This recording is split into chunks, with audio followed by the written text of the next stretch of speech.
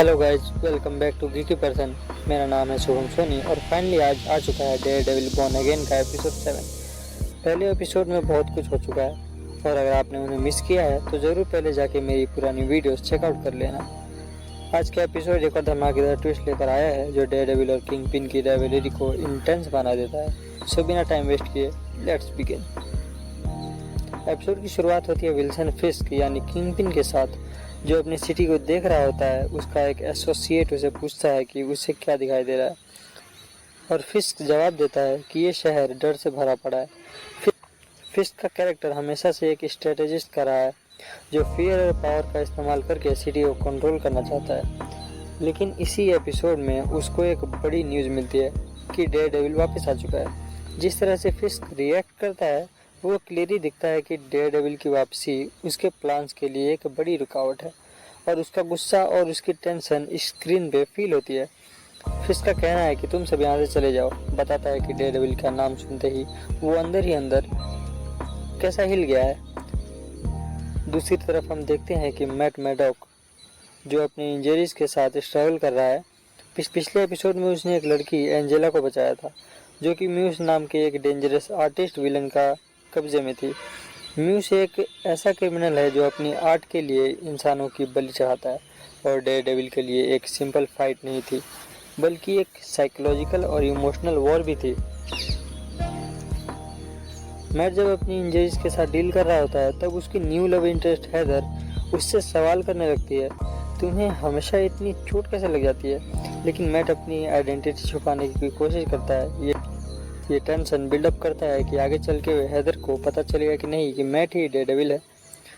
फिस्क एक trusted ally बक उसे बताता है कि डेयरडेविल वापस आने से कोई फर्क नहीं पड़ता क्योंकि अब फिस्क एक गैंगस्टर नहीं रहा, अब वो न्यूयॉर्क का मेयर हो चुका है। ये एक बड़ा गेम चेंजर है क्योंकि फिस्क के पास अब पॉलिटिकल पावर भी है जो डेयरडेविल को हराने में काम आ सकती है। फिस्क का कहना है कि अब डेयरडेविल उसका कुछ नहीं बिगाड़ सकता। ये क्लियरली दिखता है कि अब वो सिर्फ अपनी फोर्स से नहीं बल्कि पॉलिटिक्स से भी खेल रहा है।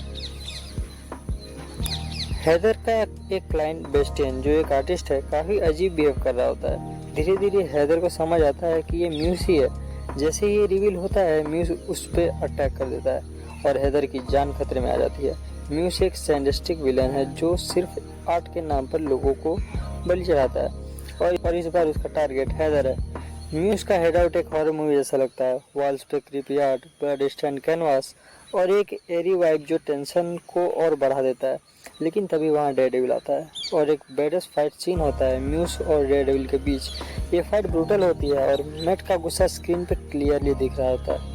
एंड में हैदर म्यूस की बंदूक उठाकर उसे गोली मार देती है और डेयरडेविल जस्ट वॉच करता है। लेकिन म्यूस को मारना हैदर के लिए इमोशनली डेयरिंग एक्सपीरियंस होता है। ये सीन दिखाता है कि कभी कभी जस्टिस और रिवेंज के बीच एक थिन लाइन होती है। एपिसोड के एंड में एक और बड़ा ट्विस्ट आता है। वेनेसा फिस्क किंगपिन की वाइफ जो पिछले कुछ एपिसोड से एक मिस्ट्री बनी हुई थी फाइनली अपने ट्रू कलर्स दिखाती है। वो सीक्रेटली एक गैंगस्टर के साथ मिल चुकी है और फिस्क को एलिमिनेट करना चाहती है।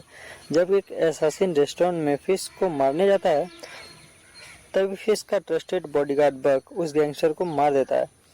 फिस्क बच जाता है लेकिन अब उसको समझ आता है कि वेनेसा उसके पीछे ही है। ये एपिसोड एकदम टेंशन और थ्रिल से भरा हुआ था। फिस्क और डेयरडेविल के बीच ये राइवलरी और इंटेंस हो रही है और म्यूस का कैरेक्टर भी काफ़ी क्रीपी और इरिगेनिंग लगता है। वेनेसा की बीट्रेल एक अनएक्सपेक्टेड ट्विस्ट था जो आगे की स्टोरी को इंटरेस्टिंग बनाएगा। अब नेक्स्ट एपिसोड में फिस्क वेनेसा से क्या करेगा। हैदर को पता चलेगा कि मैट ही डेयरडेविल है और डेयरडेविल फिस्क की पॉलिटिकल पावर का सामना कैसे करेगा। आने वाले एपिसोड में और भी बड़ा धमाका होने वाला है। अगर आपको ये ब्रेकडाउन पसंद आया तो लाइक, शेयर और कमेंट जरूर करें। आपका फेवरेट मोमेंट कौन सा था इस एपिसोड में, कमेंट में बताओ। इंस्टाग्राम और ट्विटर पे कनेक्ट होने के लिए डिस्क्रिप्शन में लिंक्स हैं। तब तक के लिए remember you all are super heroes.